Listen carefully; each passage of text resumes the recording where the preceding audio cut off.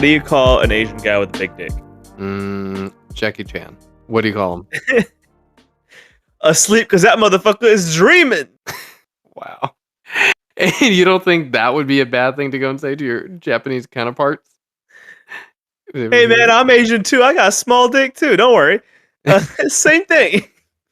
Welcome to Racing Hope Podcast. You're joined by Fez Bobber and Nick Egger, your two hosts for tonight, or whatever time you're listening at.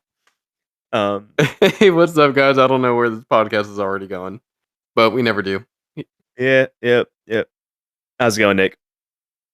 I can't believe you actually started off with that joke, but I'm doing pretty well. No, I'm not. I'm pretty fucking livid, actually. Not besides the joke.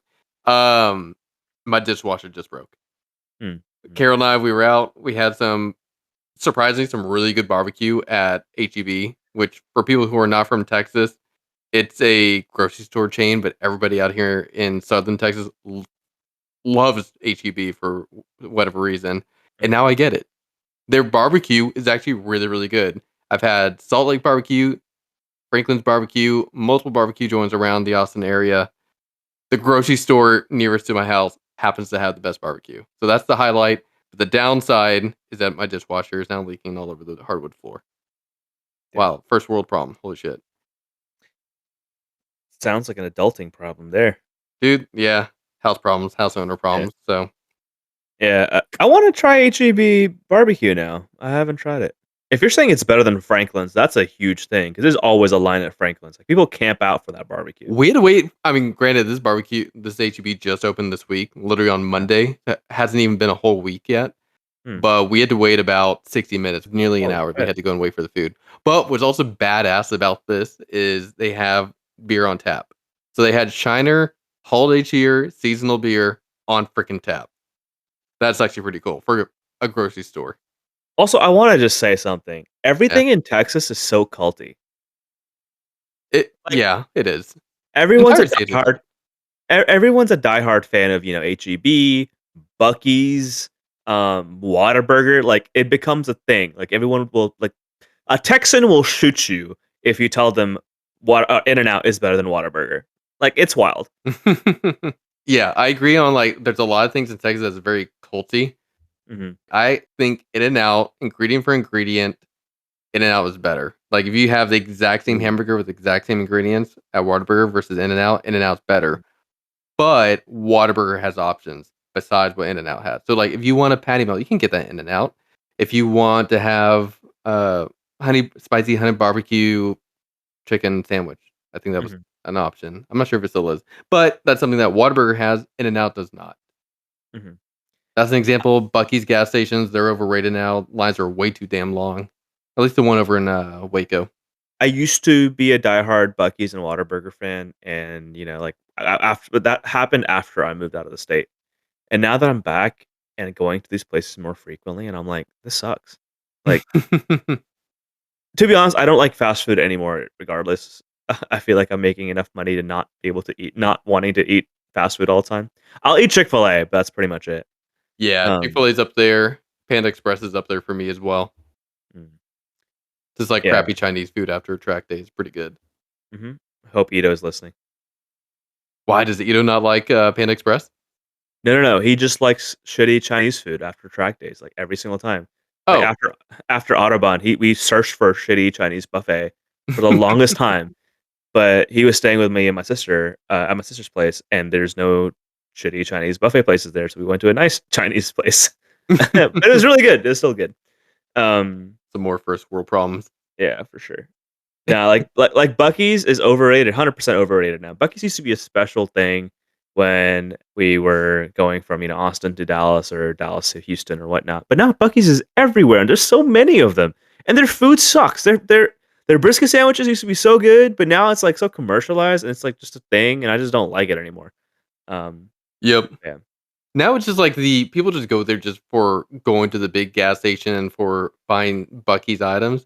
You don't we don't go there anymore for the gas prices. They used to be some of the cheapest gas you could get on. No, it never was.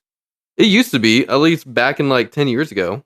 Back when my sister and I were in college. Back when I was Go on. back when I was in high school or college, right? Like I remember my dad and my brother were looking to buy a gas station, and one of the gas stations was across the street from Bucky's.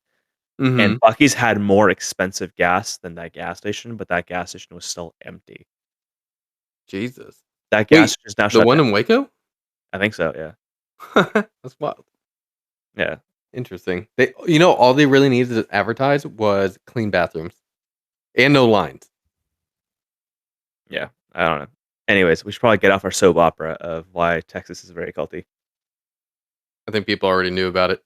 Yeah. Okay, so forget Texas. Tell me Mhm. about Las Vegas. Why were you there? Yeah, so this past weekend, as we talked about in our previous podcast, I was at SEMA. I went to SEMA with Toyota. We had some GR engineers and designers. They like to come to the US every now and then and get to know the market a little bit better and get some inspiration for potential future products or just current products to make them better in ways and whatnot. So we were hosting them. We were hosting the chief designer. He designed the Prius, and now he's over GR. So it's like Hmm, Prius is a great product. So um, but yeah, so we were hosting them. We went to SEMA. We talked to a bunch of people. We have a big shout out to Chris and Krista. They are they own Third Pedal Company, I believe, and they run a GR Corolla and GTA in the California area. They have been good supporters of Toyota, and they also are part of the GR movement in California. GR movement, to those who don't know, it's a huge car show, car meet that they do in California for mainly just GRs. So they wow. knew a lot of people, and they helped introduce us to a lot of people that were there that we got the chance to talk to. I spotted some familiar brands like RS Pro from David Bamforth. Mhm. They're also a good sponsor of mine. I saw his product out there, which was like the wildest thing. It's pretty cool to see David stuff out there at SEMA. It was on a Supra. There was the collars to hold the shock reservoir. Um, Dang. so pretty cool. I got to like even tell the engineers like, yeah, that's my sponsor right there. That's hell yeah. Like I was so proud of that at the moment. Um, but yeah, so we got to talk to a few people. I don't want to shit talk some people, but some of the builds were kind of Yeah, there were some pretty interesting quote unquote builds. The wildest one that I saw was it looked like a pink truck frame on 24-inch wheels, but in an engine, but there was literally no cab, no bed. And while I don't like that, it seems like the builds are getting more and more incomplete unless what they were specifically trying to advertise was, look, we can paint the frame whatever color you want. hmm, I don't know possibly, what company that truly was, but it was just like, really, this is a SEMA? yeah. No, possibly that was probably a powder coating company or something. I don't know, That would but make no, sense. I'm talking about like people that put wide body kits on their cars. I don't want to say which car because I don't want the word to get out. But, Mhm. like, it was a very interesting looking body kit. The guy was like, "Yeah, this is a well, I'm the only one in the world or in the country that has this body kit," and I was like, "Good, we don't wanna see any more of these." Yikes. It was, just and then, I was showing the engineers and the designers with that stuff, and I was just like and I what took the designer to the side, I was like, "Hey, what are your thoughts on this body kit?" And he was like, I like subtle stuff. This is not very subtle." And I was like, was yeah, and then he asked me, like, what my opinion was, and I was like, I not a huge fan of wide body stuff. I also prefer subtle things, but, Yeah. if it makes him happy, it's okay. In a subtle way of saying that, "God damn, this is bad." Isn't that Um, like the very Japanese way of like saying I hate it? They don't really say I dislike things. They'll say, it's not for me. no, they'll say it. It They'll depends on say who you I don't talk like to, it. Okay. and, I had heard that they respond with it's not for me as being but a nice way of saying fuck off. in a professional way, in a professional setting, they're very professional, right? Okay. And something to learn from them, but when you talk get some beers in them, They'll it lay it on the table. they'll lay it on the table. Um, Cool. yeah, so got to do that. I got a bunch of people. We actually hung out with the Cusco guys as well. The Cusco Aftermarket's parts company. They make control arms Oh and yeah. other stuff. Yeah, control arms, limited slip diffs, and all that.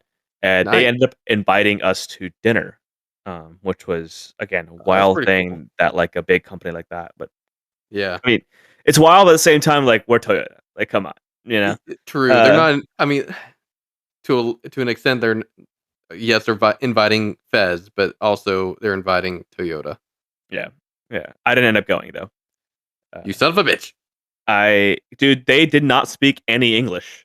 No offense. I mean, again, Cusco's a Japanese brand, so they wanted to talk to the Japanese engineers. They wanted to be with them and have a discussion with them. So I was like, hey guys, you guys go ahead, have fun. Let me know Mm-hmm. how it goes. And my coworker Andy went because he's I think he's dating someone in the Cusco area. So have sorry, I don't mean to say coworker. My buddy, my boy Andy, because he listens to his podcast now. Um, I was gonna say, I he remember him calling you out like 3 months ago. yeah, my bad, my bad. Okay, But yeah, so he went and he went with the Japanese engineers and whatnot. Um, sweet. so they had a good time. They all conversed in Japanese most of the time, but apparently they had the barbecue, Argentinian barbecue at a performance shop out in Vegas, and they had some good time. They had a professional race driver there that she was like giving people rounds and like doing weird stuff in the parking lot. Like doing What? no, but no, that sounds That's weird. By weird stuff, I mean she's doing like donuts and like burnouts and giving going like drag racing. thank you, Fez, for the clarification. Okay, The moving racer along. was not doing weird stuff like that. So to clarify, it's a very professional setting. 10-4. All right, copy. Please Eh, proceed. yeah, I decided to go to hang out with Kevin Foe. I asked him, I was like, "Hey man, if you guys are going to dinner, if you have room for one more, love to join." So I went with him and his wife Kevin and, Bowe with Driven Media. with Driven Media. That's right. Nice, nice. So went out with him and some other influencers that were out there. Jarek's, Steven, from Spam Subi. Um, We are and podcasting professionals here. We say everything correctly. it's late. I'm sorry, but yeah, and then got to network with them as well, and then got to, and then after that we went karaokeing. That was a blast. Nice. Um, I lost my voice. It was just wild. It We was all know how you love to sing to Adele songs. Oh my god, I sang my heart out to someone like you from Adele. It was a good time. I really wanted to gamble, but I didn't get a chance to gamble in Vegas. Yeah, Yeah, it's but overrated. it is overrated a little bit. Very addicting. Anyways, one of the cleanest builds though. I want to talk about this one build. Okay. It was from Rain Engineering, REYN. It was literally my dream build. It is something that I fantasized about my almost for over a decade because I saw this car in Top Gear. They were comparing. It was a BMW 8 Series, an E31 or E30. Yeah, E31, I think. 8 Series from the 90s. Mhm. And in Top Gear, they were comparing that car with a CL 500 or something like that. So they're trying to say like you can buy a nice car for cheaper or around the same price as the cheapest car in the world, right? And that was the cars they chose. Um, uh, you can go watch the episode. It's a great episode. That's not the point of the story. But that was the episode where I fell in love with that BMW 8 Series. I just loved the way it looked. It was a very sleek design, modern, and it had a little phone in there, a wire telephone. Just super cool overall, like a fighter jet. So I've always wanted to build that in my lifetime. Build that car with either the S65 V8 from the new E92 M3 or the E60 M5, the V10. Hmm. Um, it's a dream build of mine, right? To Mhm. modernize that car in a way and with a high revving engine. And this company did it. This is the first time I saw it in person. This company had John Siebel or Seibel design the body of that car, body kit. It was a very well done wide body. Very like everything was molded. It was just everything was really precise, and it was done by proper engineers. Took them like 3 or 4 years to do it. I think they said they started around COVID time. Um, they Jeez. they took the E60 M5 as a donor car and the Okay. E31 8 Series, and they just meshed it together. So the subframe, the part of the chassis, was literally cut out of the E60 M5. They literally cut the whole frontal area of the E60 M5 and put it and welded it to the E30 body in the front. So all the Okay, pick that's pretty cool. yeah, so all the pickup points for the M5 were the same. The frame was the same. Everything was like it just was plug and play for them for that reason. And then the rear subframe was also from the E60 M5. So didn't like modify so much as much either. The interior bits were from the E60 M5, like the steering wheel, the knobs, the iDrive. Wow. Hmm. Um, it was a very very well done build, and it was my favorite build of the entire show. Unfortunately, it didn't even get top 12 in the builders category, which was wild to me. Um, Hold up. So SEMA has like competitions inside of the show. It's not just like a giant conference center. There's actual that's what I comp. thought. That was my learning too. Recently that they do actual competitions. There's like a top 12 competition with of the builders, and there's like or a few categories that you can kind of win in. Oh wow, literally had no idea. That's Hmm. pretty cool. Another thing about SEMA is SEMA's a B2B only trade show, so it's business to Right. business, right? Yeah, that I did know. I did not know that. I thought the public was allowed to attend. It's really only for businesses to attend. Public can only attend on Fridays, the last day. Ah, okay. What Yeah. about? Do you know anything about PRI, like the East Coast version of SEMA in December, whenever the Grid Life schedule gets officially announced? Is I think PRI basically the same setup, B2B? I don't think PRI is B2B because I know a lot of people go to PRI that don't show up there with a business. That's true.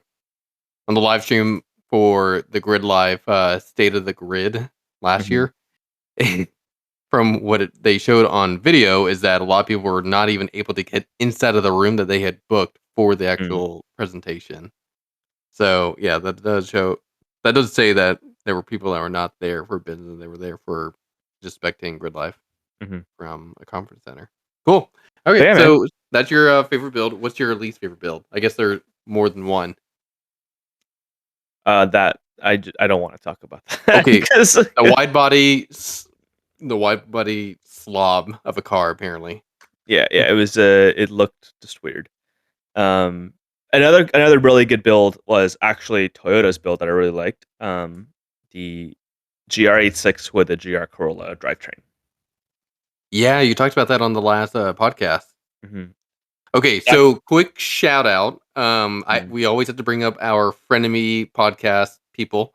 Mhm. The mediocre driving pod. No, I like to say it right. The flat out podcast crew, Matt and Morgan, Smoko Motorsports.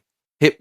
I met up with them on Monday this week to hang out with them at a local brewery. There was a autocross gathering because in next week there's going to be a track sprint at the local racetrack, and so they always host this kind of bigger gathering and talk about the state of the autocross for the group, plus also talking about the track sprint that's coming up.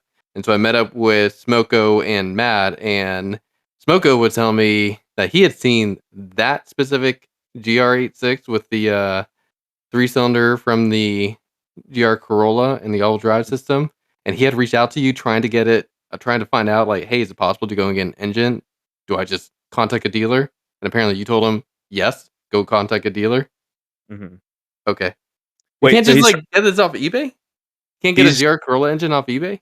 sorry, backtrack a little bit. Okay, He's trying to build one? he not trying as in like putting it down on paper, seeing if it's feasible, Yeah, I did that already. and it's not. It's feasible, it just will require him a lot of money. Yeah, that's what he said too. That's what I That's said, but he said he's willing to do it. that's what I wanna do with my car too eventually, but I don't think it's a smart choice to do right now. Um, Okay, well, I completely derailed where you're going with this with the story about the car. So what yeah, did I you was want actually gonna want to tell me? thanks, Nick. Anyways, so the point was, like, that was one of my really cool builds too. The attention to detail for that Evasive had to that build was pretty cool. It's a running and driving car. We're supposed to get it in Dallas here soon, so hopefully I get a chance to drive it. You should invite Morgan up. Nah, I'm good. I don't blame you. So All right, done talking shit about it. We sorry, love Morgan. you, Morgan. We love you, Um, Matt. um, yeah. So that car, the unique part about that car is it has the entire all-wheel drive drivetrain from the GR Corolla. So that's why they had to redo the entire Mhm. bleh. They had to redo the entire front subframe, the knuckle, and the axles and whatnot, and also had to fabricate quite a bit to make it all work. And then they had to use Motec to run the car and the wiring harness and whatnot. The rear subframe was the same as the original GR86 and just modified slightly to make it work. Same GR86 diff. So the rear is pretty much the same. It's Hmm. more a lot of the work came from the front end of the car to make it all-wheel drive. Um, Gotcha. I think to make it, I want to do the build that I want to do is a rear-wheel drive version of that car. Um, Again, it's the motor itself is very expensive. It's like $10,000-$15,000 for that motor, fully dressed up. Mhm. Um, and yes, you can probably figure a way out to bolt it to the stock subframe again because now you're using it as a rear-wheel drive layout, and you'd have to make an adapter plate for the transmission to the engine, and you potentially a different type of clutch and flywheel to kind of make it all work, different drive shaft. Um, and all you can maybe use a K power drive shaft and move the engine back and transmission back further. Now we're just getting kind of nerdy with it, but yeah, it's going to be huge. It's about 150 pounds off the front of the nose of that car. If you were to go to that inline three, and you gain so much more room in the front, it's insane. And you move the entire engine behind the front axle. So it theoretically it would be a great car, but it's Hmm. gonna cost you more to do that than it is to LS swap your car, and it would make less power. Yeah. Gotcha. Yes. Yeah. That I agree with. Um, yeah. So that's why I was like, okay, it's again a dream build. It's on the bucket list. Is it feasible? Probably. Can I achieve it right now? Probably not. Yeah, man. So that was SEMA. Those were some of the builds that we talked about, and we saw some really cool builds. Again, like we talked about a little bit here and there. It's a cool build. A lot of people are trying to be unique, and that's what brings them joy. So that was a different perspective I saw after a very long time. I used to think the same way, but kind of fell out of that thinking way. I started becoming more practical, I guess. Um, and another point is though, I spent about 60 grand into my car, right, including my car. Mhm. Theoretically, I could have just bought a Supra and it would have been faster. True. True. You know, just saying. Um, So yeah, man, we did SEMA, and then we after SEMA we went to Chuckwalla.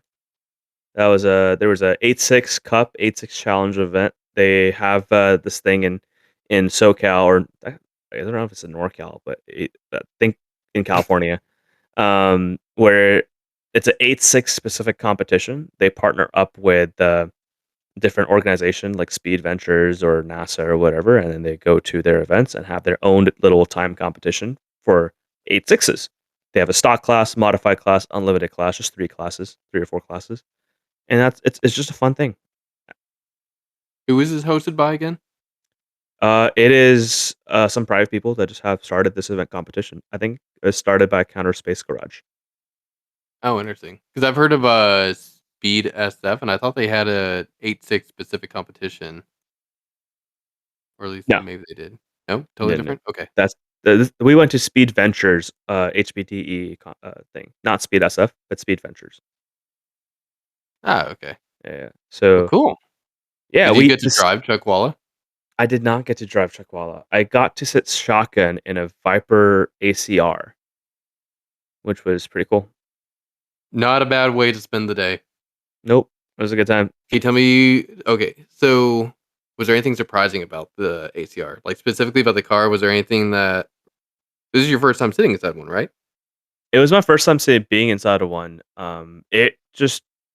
It's a really cool car. Uh, a lot of the stuff is just like GM, or not GM, sorry, FCA stuff inside, so it's not really special. Yeah. But there were some cool nuggets in there where it was that had a Nürburgring map in the one of the cup holder area in the door Wait. handle area. It had a Laguna Seca map. Oh, because it's I guess that's like an ACR specific touch. Hmm. Oh, that's pretty cool. Yeah, I thought it was Yeah, pretty cool.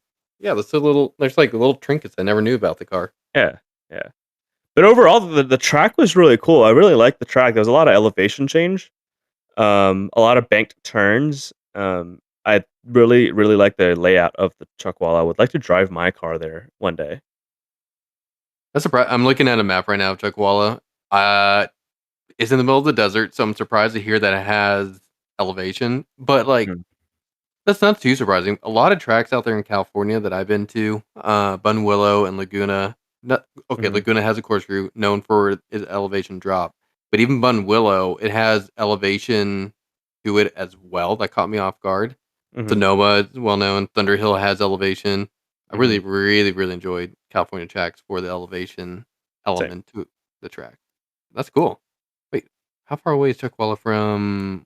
Oh, oh, it's down there in the south. It's down there in the southeast corner of Mhm. California. Damn. Yeah, it's about, in the center of San Diego, LA, Vegas, Phoenix, so it's in a good location, I'd say.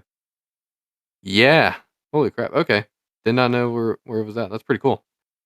Yeah, there's no hotels anywhere near it, though, so the hotels were, like, an hour away. Man, you're a grid life competitor. You just camp at the track. That's what a lot of people did. Uh, but, yeah, the biggest thing we learned from 86 customers was that a lot of people came in with their wheels, tires, gasoline, tools, and everything in the car. And I asked a bunch of people, and I was like, "So, like, what are your thoughts on that?" Like, um, and they were like, "We don't have trailers. We don't have room for a trailer in LA or California. Hmm. So we love the space in the car." And And didn't the second generation technically get a little bit smaller than the first gen? Because I remember that being a very, very strong selling point of the first gen, mhm, that you could fit, I think, what, all 4 stock size tires in the car mhm, with room to spare for tools. mhm. So that was incredible feat of engineering. But I'd heard You the can second gen got a little bit smaller. you can still do the same on the second gen. It's a little bit more difficult because the way the Okay. trunk is.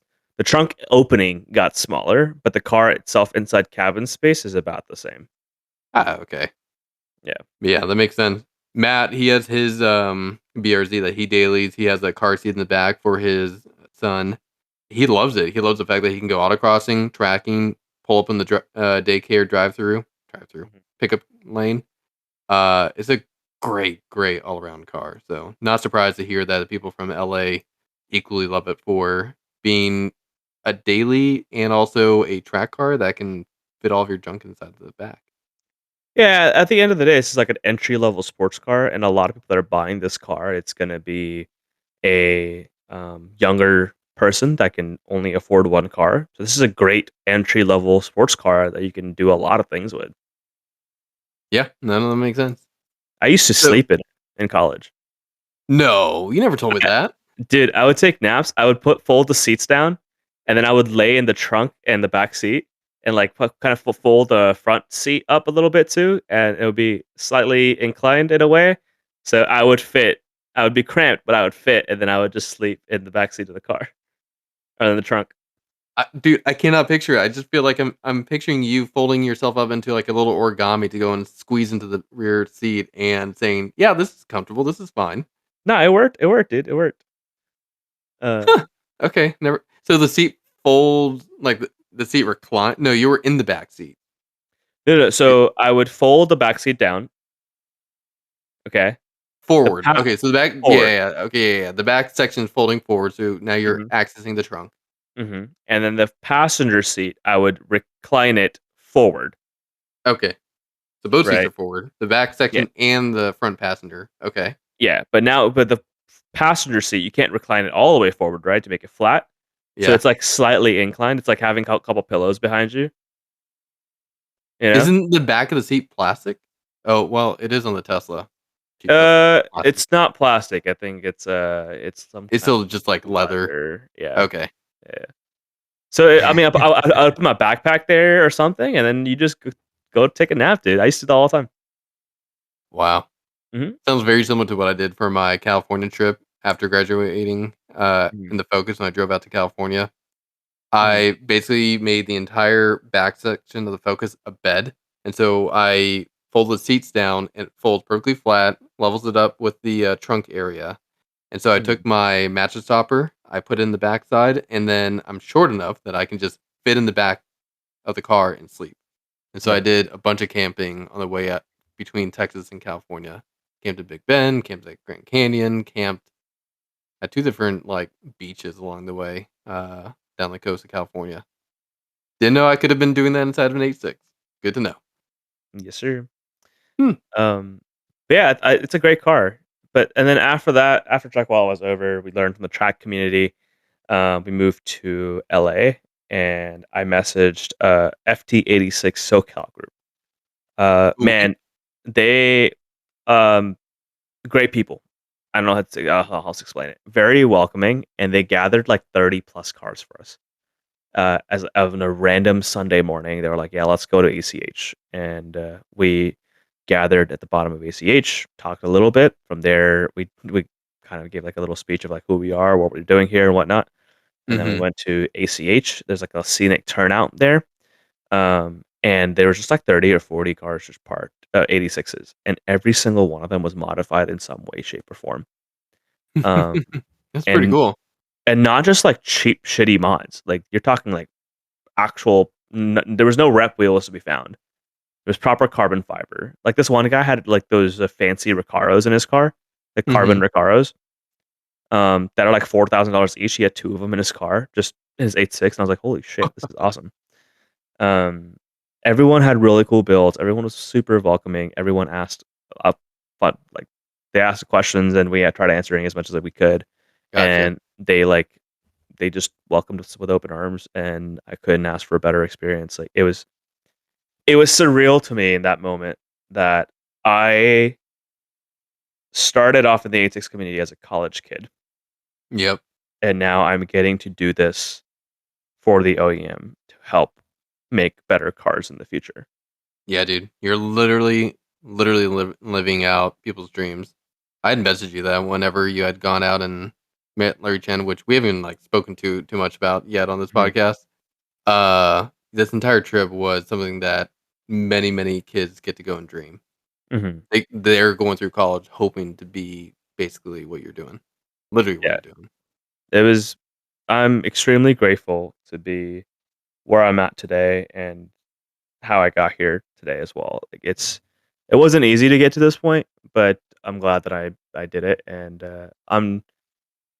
I wouldn't say I'm like extremely religious, but I do believe in God, and I think God had His hand in this. Like it just kind of fell in my lap, and it just kind of happened, right? Or to a certain degree, like part of it was luck, part of it was hard work. Um, and I get to call this my job, and I couldn't be more grateful for this. Dude, yeah, that's awesome. I'm glad God landed in your lap. Felt the boner that you had for the Toyota world. It's like, all right, I got to take care of this kid and put him inside Toyota to relieve this boner. Yeah, that's a weird thing to say with in one sentence, boner and God. Damn. Um, Welcome to Racing Home Podcast.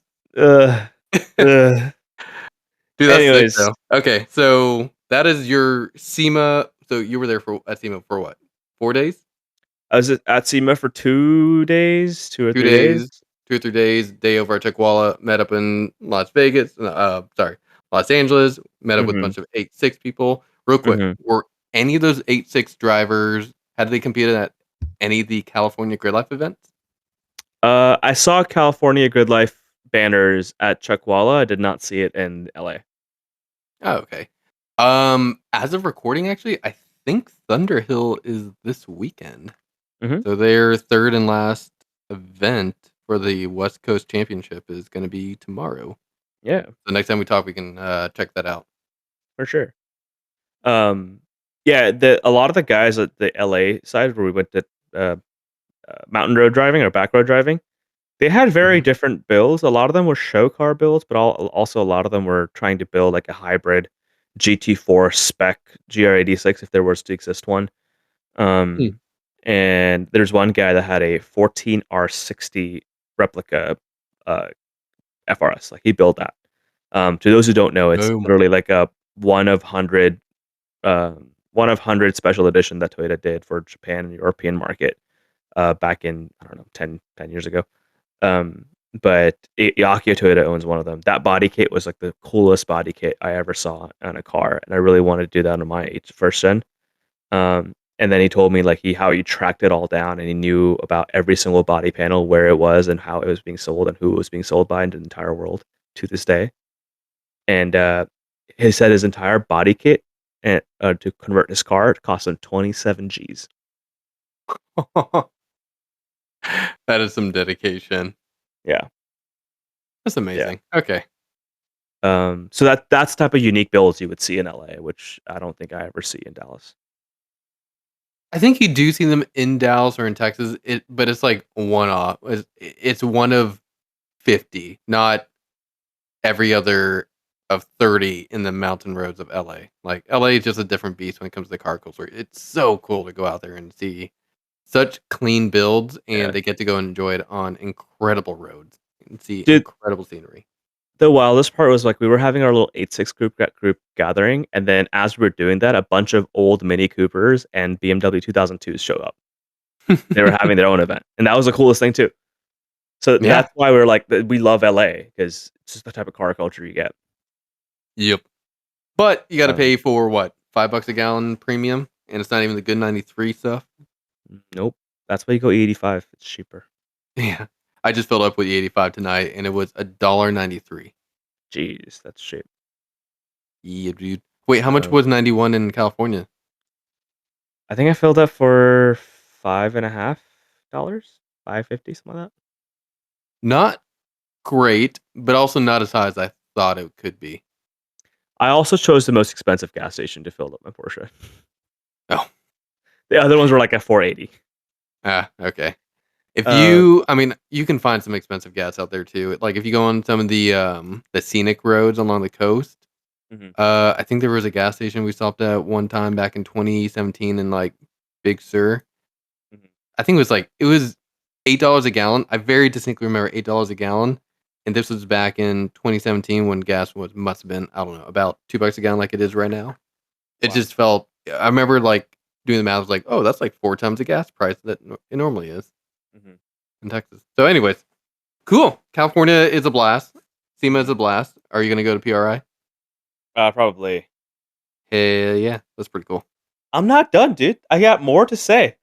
Okay, okay, continue. What chapter are we on? Now we're on my vacation chapter. Um, Vacay chapter. So we're ditching the Toyota world, and we're picking up a P car. we're picking up a P car. All right. So I didn't want to have come show up in a P car for a work trip, because I think that's a little weird. Dana show up in a Porsche when you work for Toyota. But I wanted to enjoy a P car in LA and at ACH. So I rented a Porsche 718 Boxster GTS 4.0. Very fucking long name, but great car. All the German cars have incredibly long names, Yeah. except for like a BMW M3 or M5. But the names can get long. We start slapping on carbon fiber packages. Mhm. Mhm. Yeah. So So how was a Porsche? th- it was great. I instantly wanted to buy one, and I started looking at how I can afford to buy a GTS 4.0 or a GT4. And I can, I think. Uh, but it's like maybe right now is not the right time to do it. Um, Driving that car is what it was, everything that I want in a car, I guess. Mm-hmm. It I haven't had an emotional connection to a car since college, right? Like, the FRS was the emotional connection that I had to the car, and then I sold Mm-hmm. it, and I haven't been able to connect to another car the way I connected recently. Hmm. I've driven Supras, I've Corollas, the 86s, Focus RSs, or whatever, right? Like, I've driven a bunch of cars at this point. Mm-hmm. And they've all felt like tools to me with a purpose, right? Yep. And the GR86 that I have right now has a purpose. It's a tool. It's like it's to go fast on a racetrack, and that's it. Like, it doesn't bring me Yep. any joy. Like, I don't look back at my car. I'm like, oh dang, I own that car.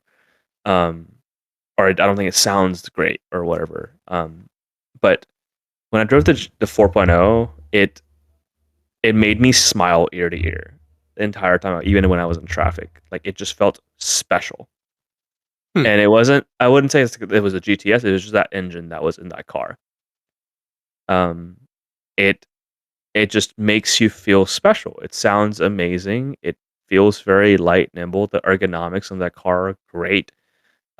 When you drop the roof in California and the California weather, it just makes the experience even better. You can hear the intake. It's it sounds like it felt like a grown up S2000 to me that with the intake noises and the high revving motor. Mhm. Um, that's kind of what it felt. It felt like a romanticized experience to drive that car. That's saying a lot. Yeah, it was a lot. It was It great. wa it was an automatic or a manual? It was a PDK, which was a Noise. great. It was still a great PDK. I think I Oh, would yeah, probably yeah. buy it in I think manual. that's what you would, you wanna drive a manual or you would buy the manual? I think I would buy the manual to enhance the experience because I wouldn't buy that car to compete with. I would buy that car to just be happy with Just and enjoy. just enjoy, and that would be a manual. I think I would enjoy a manual more, I get that. That makes sense. you know? So when I picked up that car, the funniest thing was it had mismatched tires. It had PS4 S's in the front. It Okay. had some Kumo tire on the rear left, and then all season Pirelli on the rear right.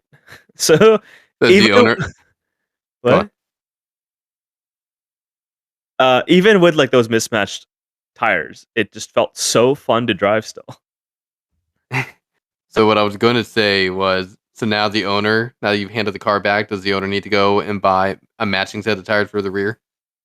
Probably I did a lot of burnouts and donuts. Well, that's, the fact that I had mismatched tires, like, would that yeah, how do I put this? You're driving on the street, so, like, in my opinion, I think driving on the street, it's more enjoyable to drive a car that has tires that aren't at the grippiest level, Mhm, because you can toss the car around and slide around a little bit. mhm. Yeah, at ACH, it had when I was driving it, I pushed it a little bit, and it had a good amount of lift off oversteer. Ooh. Um, I don't know if it was just because of the tires or if that's just the nature of the car with the drivetrain being mid-engine and whatnot, but, I loved it. I loved the car a lot. I had a good time with it. That's pretty cool. Hey, we gotta pause real quick. Carol has a Mhm. question. What's up? Oh, no, we're still podcasting. Carol says sorry. She also says hi. She said Hi. oopsie, and she shut the door on my face. It's okay. We've been talking for a while. Yeah, no, I'm Um, in. and, yeah, so going back into it, I also hiked the Hollywood sign. Oh, sorry, I'm gonna backtrack a little bit. That was just a portion. I, messaged Lewis. He is a photographer and also works with Larry Chen, and Larry Chen and I have talked a little bit in the past as well. He invited me out to hang out with Larry, Mhm. and that was, like, the craziest thing to me because, like, obviously been watching Larry's stuff for a very long time, and Yeah. Larry's stuff, like, his work kinda speaks for him because he's a great photographer and he's great at what he does and just a Oh, yeah. genuinely a very humble person, and just nice to talk to. I went to his house at his office and, got to hang out with them, talked with them, and just to talk, and I got to see his garage, just a bunch of cars that he had, and then he, like, gave me a bunch of presents, a bunch of his Hot Wheels, so he signed all of them, gave me a shirt, hat, and whatnot, like, um, I just felt so humbled by him, um, and it was a great time just getting to chat with him, getting to pick his brain a little bit. And then again, I never thought I would be in this place in life where my Yeah. my racing with grid life or driving with grid life and Toyota kind of meshed and got me in connections with these type of people. Yeah. It's crazy. That's wild, and I get to live through it through you, kind of. So Larry had just posted a Instagram, I just saw it before starting the podcast with you, where he got a blue R34 GTR from Mhm. Japan. Did he say anything about that car when you were talking to him? Did you even know? We were talking about that car, not that specific car, but we were talking about two R34 GTRs at SEMA. Ah, That okay. they were built by the same person that built Larry's GTR, and it's literally Oh, like one of the cleanest cars I've ever seen. It's basically a brand new GTR, R34 GTR. They take everything apart and they build it back together. with, like, everything refreshed down to the frame. Damn, that is Um, sweet. Like a nun bolt refresh or a nun bolt. What do you call it? Rebuild? Yeah, a nun everything. bolt rebuild, something like that. But yeah, that's Um, sick. yeah, the 2 cars of SEMA were a husband and a wife car, and apparently they're like 600 grand each. Wow. Yeah. At 600 grand, are Mhm. they still stock power? I have no clue. That's a tough pill to swallow if that's the case. But if you Again, love the car, then it's all about the build and the passion for it. yeah, again, it's like the money isn't an issue. It's like what brings these people joy is being unique, I get it. right? Yeah. Um, but yeah, from there, like they recommended some hikes. I went hiking, and the randomest thing I did was I rented or I got a tour, a horseback tour in LA because Mhm. we don't have horses in Texas. So I was like, I'm gonna do this in LA. Hold Um, on. What? Hold on. What? We don't have horses in Texas? that was a joke. Okay. Um, but we don't have mountains in Texas, so got No, a we do not. I got a horseback tour in the LA mountains near Malibu, and that was great. I showed up there. I was the only one on that tour. Um, so I got to get a solo one-on-one tour with someone and went out in the mountains on a horse. Just did some yeehaw white people shit. Loved it. Were you at least wearing cowboy boots? Nah, I wish, but I was wearing plaid. I was wearing plaid. All right. I don't know, man. Without cowboy boots, how do they know you're actually from Texas? It's like a staple. Yeah, you're right. You're right. Gotta redo it. No, that's pretty cool. Mhm. Cowboy riding. Horseback riding is not a thing for me. I tell you, I tried horseback riding in Colombia, in South No. America. Yeah, so Carol and I, we went out to a family friend's farm out on the outskirts of the capital, Bogota, and he has like four horses. So we tried riding some of the horses, and I very, very, very quickly realized is that horses are just not for me. What bothers me is that you're not necessarily in control of the horse; you're simply guiding the horse. And so Mhm. it really bothered me that like there was no emergency stop. There's no way to like hit the brakes. I can be in a car at 150 miles per hour, and sure, while it may take me 30 seconds to slow down, I can tell the car to come to a stop. If you piss off a horse, it'll throw you off its back. I don't. It's the guiding aspect was bothersome. I like being fully in control, but I could also see why it's a lot of fun. Like if you can actually make a connection with a horse, it's kind of like a puppy or a cat. There is like that personality connection that a lot of people enjoy when riding horses. Sorry, full on tangent about horses, but cool that you enjoyed them. Nah, man. I mean, again, they're an animal at the end of the day, so Yeah, they could go ape crazy, ape wild shit, and then they could just jump off the cliff, and I would take go with you with it. them. Um, so yeah, I agree. I agree that the part of it is difficult, but if you just pull on its little strings, it will stop. It's trained to If stop. it's a good horse, if you got a trained horse, yes. I asked her how many times has someone fallen off of horses on these tours, and she's like, in my 5 years here, like maybe 3 times, and twice was just because someone just jumped off because I freaked out. And then one time the horse No doubt. actually threw him off. But Huh. that's like super rare. Oh, okay. Well, Yeah, good that did not happen to you. I'm still alive. Still alive to tell the tale. Damn, you did a lot more than I thought you had done. In the span of 7 days, I did a lot, and I'm Yeah, no exhausted. kidding. Well, welcome back to Texas. Welcome back to the reality of working 7 to 5. Just kidding. For you, it's like 9 to 5. Who works 7 to 5? I do. I work 7 to 5.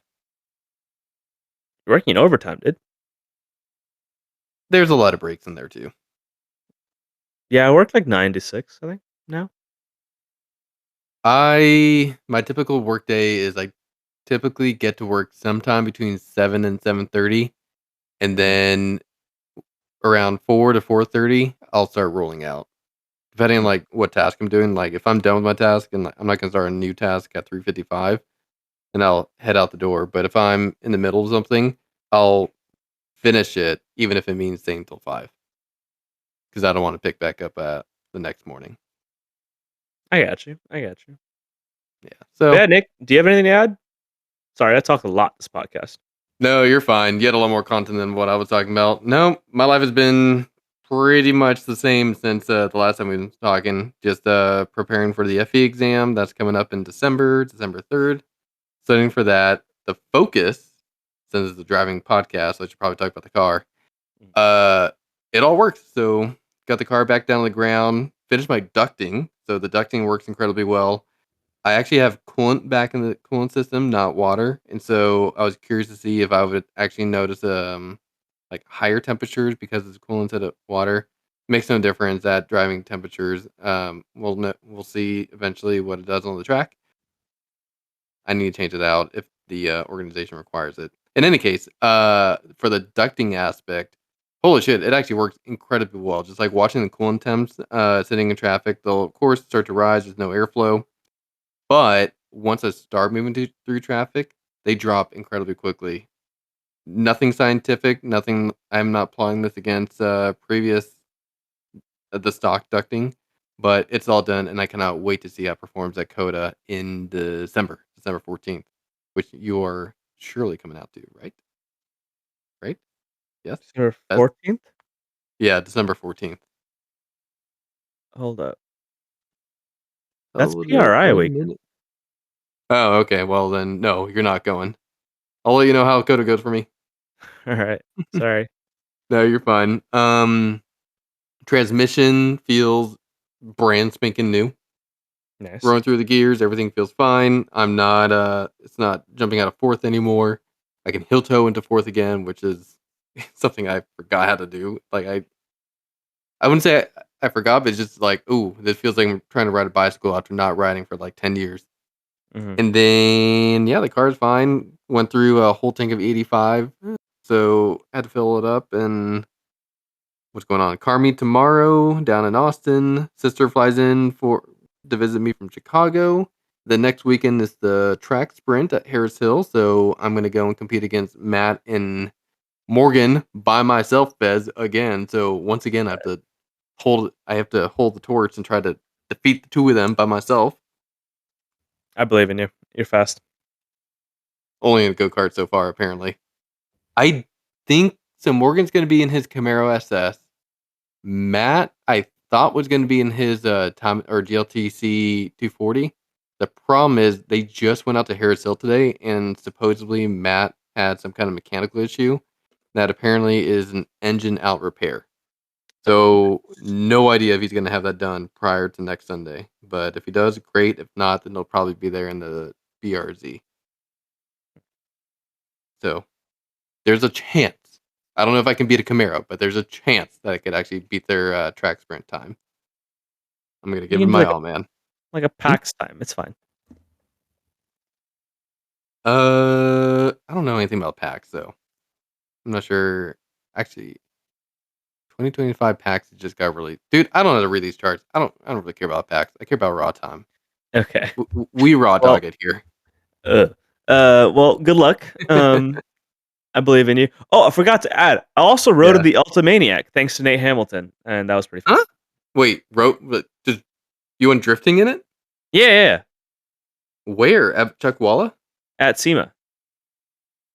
Oh, why did you post anything on your Instagram about this? I never Yeah. saw anything. Oh wow, I must have skipped over it. Yeah, you hate me. That's why. Nah, dude, I don't hate you enough to talk not to talk to you. Talk to you here. Anyways, dude, Yeah. did you ride shotgun? How was it? I rode shotgun in it. It was great. Nate took us out. We had the Japanese engineers in the back, and I was in the front. And that car is so fast. It's so fast, dude. I've ridden in the Infinity before at Grid Life, and that was like a pretty wild experience. This was like turned up a notch. Because it just Dang. usually I'd never say a drift car is fast because like going sideways. Dude, Uh, you remember the very first time you and I went out for the taxi grip drift session at Gingerman Midwest Fest like 2 years ago? The very, very first time they had one. mm-hmm, mm-hmm. You and I were inside your eight. No, it wasn't even the 86. It was the FRS before you got the Mhm, 86. We were inside the FRS, and we went out behind the Falcon boys, and you were mhm, hot lapping that car, like legitimately trying to keep up with him because how mhm, fast. Like that was the first time where like it clicked with me that these professional level drift cars, mhm, they are fast AF around the track, and they're doing it mhm. sideways while generating a cloud that China would be jealous of. Yeah, no, that was a crazy thing for me too to realize that. And the wildest thing was just getting lost in their tire smoke, and then you're like, "Oh my god, I really hope the car's not spun out in front of me because I'm going balls out right now." Um, Yep. yeah, and so imagine that, but the Ultimaniac was faster. Wow, okay. Yeah, no, it was a Damn. crazy experience. I'm really glad I got to do that too. Thanks to Nate. Sounds like sounds like Toyota needs to go and build their own four-door saloon drift car. They have that. The Camry? Is a No? Camry drift car? Or is it a GR GR Corolla drift car. No, it's gotta be 4 doors. GR Corolla's 4 doors. With Jack Corolla four-door drift car? How come I've not I've seen the Scion TC drift car. No, GR Corolla, Ryan Turk's car. Jack Corolla drift Oh, you car. mean the drift car having back seats? Yeah, dude. Oh, yeah, no, we don't have that. No, no, no. Ryan Turk does drift a, GR Corolla.